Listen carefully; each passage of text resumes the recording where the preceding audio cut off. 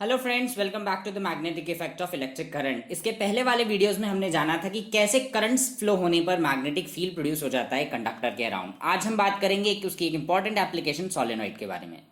Solenoid basically एक spring coil होती है जिसके दो एंड्स जो होते हैं आपके बैटरी से कनेक्ट कर दिए जाते हैं। Here you can see in this diagram, you just take a wire and just bend it like a spring, जैसे वो हमारे पेन की निब में होती है। और जो आपके स्प्रिंग बैलेंस होता है वहां पे देखे होगी, जस्ट बस सिमिलर स्प्रिंग होती है, लेकिन यहां पर जो स्प्रिंग है, जो वायर है, that is insulated form. If you see its definition, a coil of many circular turns of insulated copper wire wrapped closely in the form of a cylinder is called solenoid। यानी कि coil के काफी सारे turns के हैं, काफी सारे closely packed हैं, और आप जब इस तरीके से उसको क्लोजली पैक करेंगे तो नेचुरल बात है length will be more than the diameter. कहने का मतलब है ये वाली जो आपकी लेंथ है वो एक कॉइल के डायमीटर से क्या होगी, लंबी होगी। नाउ हियर एक वर्ड यूज किया गया है इंसुलेटेड। इंसुलेशन करना क्यों जरूरी है? If you don't do the insulation over here, अगर दो कॉइल्स के एंड मान लीजिए आपस में कनेक्ट हो जाते हैं तो there will be a short circuit. So in order to prevent that short circuit, insulated copper wire का यूज किया जाता है। अब just like a bar magnet, आप जैसे ही क्या करेंगे, इसके दो एंड को बैटरी से कनेक्ट करेंगे और उसमें करंट फ्लो होना स्टार्ट होगा, it starts producing magnetic field. इसका मैग्नेटिक फील्ड बिल्कुल बार मैग्नेट की तरह आइडेंटिकल होता है, बिल्कुल बार मैग्नेट की तरह होता है। जैसे बार मैग्नेट के अंदर आपके नॉर्थ पोल से बाहर आ रही हैं magnetic field line, south pole पे एंटर हो रही हैं, और इनसाइड साउथ टू नॉर्थ हैं and they are parallel to each other. Same आपके पैटर्न है मैग्नेटिक फील्ड लाइंस का, that will is shown by your solenoid. Solenoid का एक एंड जो है that act as a one pole north pole, another end है that will act as a south pole. तो दो पोल्स आपको मिल गए। अब आपके क्या होगी, जैसे आप मैग्नेटिक फील्ड लाइंस ड्रॉ करते हैं बार मैग्नेट के लिए, वैसे ही सोलेनॉइड के अंदर हम मैग्नेटिक फील्ड लाइंस ड्रॉ कर सकते हैं। नाउ अब डायरेक्शन कैसे पता करेंगे हम, किस तरीके से है, किस तरफ जा रही है। To find the polarity of magnetic field produce by current carrying solenoid, हमने एक रूल की बात की थी which is the clock rule. आप एक तरफ से देखिए, if you see in this particular coil, if it's is showing कि साउथ अगर क्लॉकवाइज करंट है so it will be south pole, और दूसरी तरफ से देखोगे तो एंटी क्लॉकवाइज करंट है तो it will be north pole. तो एक पोल आपके साउथ की तरह काम करेगा और दूसरा जो एक साइड है वो आपके साउथ पोल की तरह काम करेगी, और जो दूसरी साइड है that will act as a north pole. अब ये जो मैग्नेटिक फील्ड सेटअप होता है सोलेनॉइड की हेल्प से, इसका यूज करते हैं हम permanent magnet and solenoid magnet, मतलब परमानेंट मैग्नेट्स एंड इलेक्ट्रोमैग्नेट्स का बनाने में। The strong magnetic field produced inside a solenoid is used to magnetize a piece of material like soft iron। आपने देखा था कि उसके बीच में, here you can see the rod जो हो रही है बीच में इंसर्ट हो रही है इस कॉइल के। तो जो कॉइल के बीच वाला हिस्सा होता है that is empty. If you just put some material over here then it can be magnetised. तो यहाँ पर कॉन्सेप्ट है इलेक्ट्रोमैग्नेट्स का। नाम में वर्ड आ रहा है इलेक्ट्रो एंड मैग्नेट्स, यानी कि इलेक्ट्रिसिटी की वजह से जो मैग्नेट बन रहा है that is electromagnet. An electromagnet is a type of magnet in which the magnetic field is produced by the flow of current। आपने देखा था सोलेनॉइड के बीच के अंदर क्या स्पेस क्या था, एम्प्टी है। कुछ मैग्नेटिक मटेरियल्स ऐसे होते हैं जो जब इंसर्ट कर दिए जाते हैं इस कॉइल के बीच में तो उनके अंदर मैग्नेटिक प्रॉपर्टीज डेवलप हो जाती हैं। टेम्पररी मैग्नेट्स होती हैं इलेक्ट्रोमैग्नेट्स, जैसे ही आपने इलेक्ट्रिसिटी हटाई उनका जो मैग्नेटिज्म है वो खत्म हो जाता है। और इसकी बहुत कॉमन एप्लीकेशन है, हम लोग मूवीज वगैरह के अंदर भी देखते हैं, गार्बेज इंडस्ट्रीज में टू वेस्ट मटेरियल को कलेक्ट करने उनके लिए करते हैं। जैसे ही करंट फ्लो होना स्टार्ट होगी मैग्नेट की तरह एक्ट करेगा, आयरन पीसेस दूसरे निकल पीसेस को ये अपनी तरफ अट्रैक्ट करेगा, आप दूसरी तरफ ले जाकर उसको छोड़ दीजिए, उसका मैग्नेटिज्म करंट ऑफ कर दो, मैग्नेटिज्म लूज हो जाएगा और वो सारे के सारे ड्रॉप डाउन हो जाएंगे। Now, electromagnets are widely used in electrical devices such as motor, generator, electrical bells। वहाँ permanent magnets नहीं होती, वहाँ पर electromagnets होती हैं। तो as we switch on, it starts producing magnetic field और फिर वो magnet की तरह काम करने लगता है। इलेक्ट्रोमैग्नेट का एक यूज आपके सुपर फास्ट ट्रेन्स के अंदर भी यूज होते हैं, जिनको हम जनरली बोलते हैं high speed trains, bullet trains कहते हैं। उनके अंदर क्या होता है, वो मैग्नेटिक लेविएशन, यानी कि वो अपनी जगह से अपनी जो रेल रॉड से उससे हल्की सी ऊपर होकर चलती है, वो भी आपके मैग्नेटिक इफेक्ट का ही यहाँ पर क्या है, काम है। Now materials used as a core for magnetic electromagnetics must lose their magnetism, अगर वो अपना मैग्नेटिज्म लूज नहीं करते हैं तो वो इलेक्ट्रोमैग्नेट्स नहीं रहे। इलेक्ट्रोमैग्नेट्स मींस इलेक्ट्रिसिटी है तो मैग्नेटिज्म होना चाहिए। अगर कुछ ऐसे मटेरियल्स आपने लगा दिए जिनके अंदर मैग्नेटिज्म खत्म ही नहीं हुआ तो वो क्या बन जाते हैं, वो बन जाते हैं परमानेंट मैग्नेट्स। जैसे आपके स्टील है, अगर आपने जो बीच में हमने रॉड यूज की थी वो स्टील की बनी हुई यूज करोगे और उसके बाद में आप उसमें मैग्नेटिज्म डेवलप करोगे तो बहुत लॉन्ग टाइम तक उसमें मैग्नेटिज्म रहेगा, वो खत्म ही नहीं होगा वहां से। तो वो इलेक्ट्रोमैग्नेट्स ना बन के कैसे मैग्नेट्स बन रहे हैं, they are becoming permanent magnets.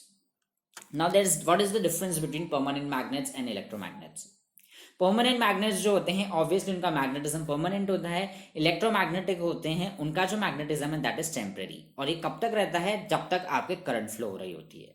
Permanent magnet का जो मैग्नेटिक स्ट्रेंथ है दैट इज फिक्स्ड, उसको बढ़ा नहीं सकते, कम नहीं कर सकते। लेकिन इलेक्ट्रोमैग्नेट्स है, if you by some means you can increase its magnetic effects, by you can reduce its magnetic effect.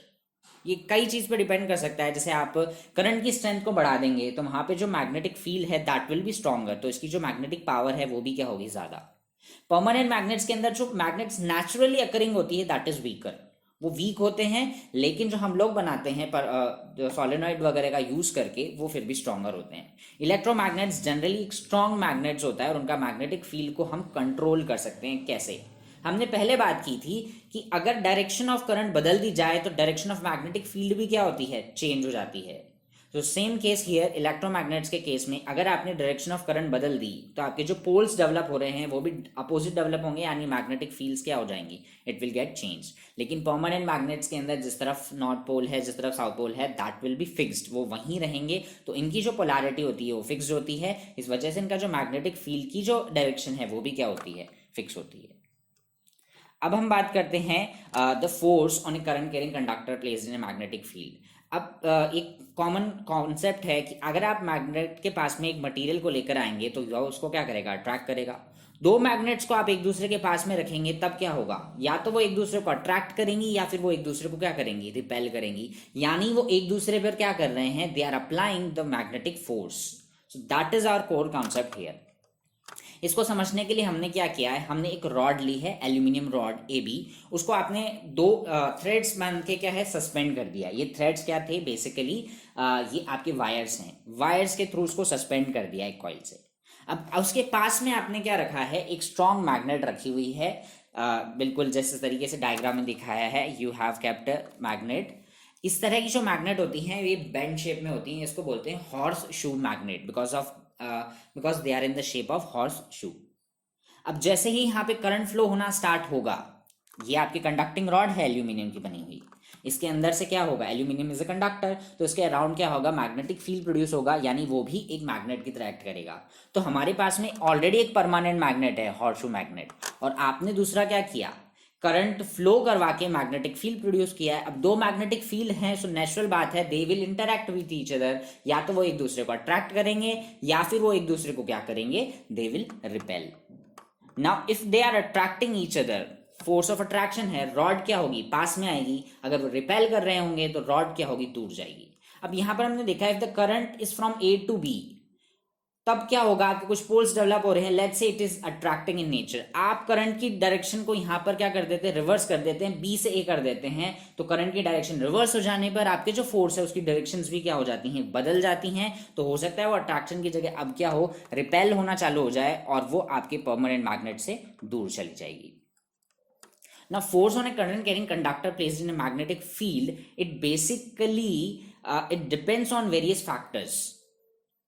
यहां पर कॉन्सेप्ट क्या था, एक मैग्नेट के अराउंड दूसरी मैग्नेट रखी है, तो वहां पर क्या हो रहा है, वो एक दूसरे के ऊपर फोर्स लगा रहे हैं। और हमने न्यूटन के लॉ के बारे में बात करते हैं, Newton's third law of motion, for every action there is an equal and opposite reaction.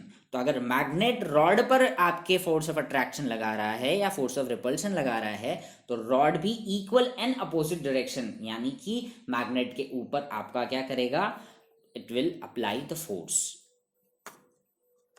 Now force किस किस पे डिपेंड कर रहा है, तो हमारे पास में सबसे पहला चीज आती है मैग्नेटिक फील्ड। आप जितना ज्यादा मैग्नेटिक फील्ड स्ट्रांगली प्रोड्यूस करोगे उतना ही ज्यादा यहाँ पर क्या होगा, फोर्स डेवलप होगा। यानी आपने जो मैग्नेट ली है परमानेंट मैग्नेट, वो जितनी ज्यादा स्ट्रांग होगी, नेचुरल बात है वो दूसरे के ऊपर उतना ही ज्यादा फोर्स लगाएगी। तो first thing is magnetic field. Second is current. जितनी ज्यादा करंट फ्लो करोगे आप मैग्नेटिक फील्ड जो डेवलप कर रहे हो, ध्यान रखना यहाँ पर दो मैग्नेटिक फील्ड है, एक परमानेंट मैग्नेट है का है और दूसरा आपके कंडक्टिंग रॉड का है। परमानेंट मैग्नेटिक फील्ड स्ट्रॉन्गर हो, अगर मैग्नेट स्ट्रांग हुई तो नेचुरल उसका फील्ड स्ट्रॉन्गर होगा, एक फील्ड स्ट्रांग हुआ तो वो फोर्स भी ज्यादा लगाएगा। अब हम दूसरे फील्ड की बात कर रहे हैं जो रॉड में हो रहा है, वो डेवलप क्यों हुआ था, that developed because of flow in current. अगर जैसे ही आपके करंट फ्लो हो रहा है वहां पर वो मैग्नेटिक फील्ड डेवलप हो रहा है, तब अगर स्ट्रॉन्गर करंट का यूज करेंगे so there will be a stronger magnetic field. तो जब मैग्नेटिक फील्ड अगेन स्ट्रॉन्गर हो रहा है तो यहां पर क्या हो रहा है, वहां पे इंटरैक्शन होगा वो भी स्ट्रॉन्गर होगा। Third point is conductor length. आपने जो रॉड लिया था एल्यूमिनियम रॉड AB, उसकी लेंथ पर ये डिपेंड करेगा। जितनी ज्यादा आपके उसके कंडक्टर की लेंथ होगी उतना ही ज्यादा फोर्स वो एक्सपीरियंस करेगी। And the last and final is angle between magnetic field and rod. तो it is the sine of angle of between. अगर आपके एंगल x बन रहा है तो उसको we take it sine x, जो ये ट्रिग्नोमेट्रिक फंक्शन है उसके ऊपर डिपेंड करता है। Now how do we remember these things, ध्यान रखना जो फोर्स है इन सब के डायरेक्टली प्रोपोर्शनल है, so we can write it as in simple terms force which is represented by F is equals to B magnetic field, I current, L length of conductor, in sine x का मतलब है the sine of angle between magnetic field and rod. अब इस quantity को अगर आप देखोगे F is equal to shortcut है यहाँ पर BIL sine theta, BIL sine theta, तो हमारा बिल बन रहा है। ये बिल आपके मैक्सिमम कब होगा, जब साइन की वैल्यू क्या होगी, साइन की value we know that it varies from -1 to +1, तो मैक्सिमम वैल्यू साइन की कब हो सकती है, +1 हो सकती है। तो साइन अगर 1 हो गया तो आपकी जो फोर्स होगा दैट विल बी मैक्सिमम। और ये कब होगा, साइन 1 होता है जब एंगल क्या होता है 90 डिग्री, यानी कि मैग्नेटिक फील्ड और जो आपके रॉड है वो एक दूसरे के परपेंडिकुलर अगर हो रहे हैं तो आपके जो एंगल होगा दैट विल बी 90 डिग्री और साइन की वैल्यू इस केस के अंदर क्या होगी, मैक्सिमम। तो हमारा फोर्स भी उस केस में क्या आएगा, मैक्सिमम। बुक्स के अंदर इस फोर्थ पॉइंट जो है वो लिखा हुआ नहीं है एनसीईआरटी बुक्स के अंदर, उन्होंने केवल ये एक लाइन मेंशन कर रखी है, the force is maximum when rod is placed perpendicular to magnetic field. Now direction की बात करते हैं। Force is a vector quantity और वेक्टर क्वांटिटीज कभी भी डायरेक्शन के बिना कंप्लीट नहीं होती हैं। So how do we find the direction of that force, किस तरफ एक्ट कर रहा है, तो इसके लिए हमारे पास में रूल्स है, फ्लेमिंग्स लेफ्ट हैंड रूल है। You can see in the diagram, if you stretch your left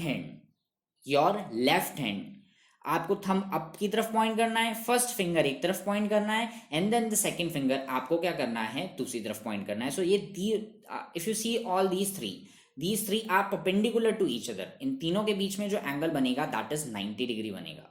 अब इसके अंदर क्या रिप्रेजेंट कर रहे हैं, तो शॉर्टकट इज FBI, जो अमेरिका की इन्वेस्टिंग एजेंसी है उसका शॉर्टकट है ये FBI।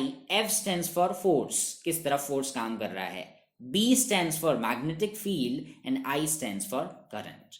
So what this rule says is, if you stretch your left hand fingers in such a way that all three are perpendicular to each other, तो आपकी जो first finger है, ये वाली फिंगर, फर्स्ट फिंगर यानी four finger, if it represents the direction of magnetic field, आपको magnetic field की direction में इसको रखना है। देन करंट की डायरेक्शन में आपको अपनी सेकंड फिंगर रखनी है। तो जब आपको थंब होगा वो जिस भी डायरेक्शन में पॉइंट करेगा that will be given by force, तो जो फोर्स होगा वो उस डायरेक्शन के अंदर हो जाएगा।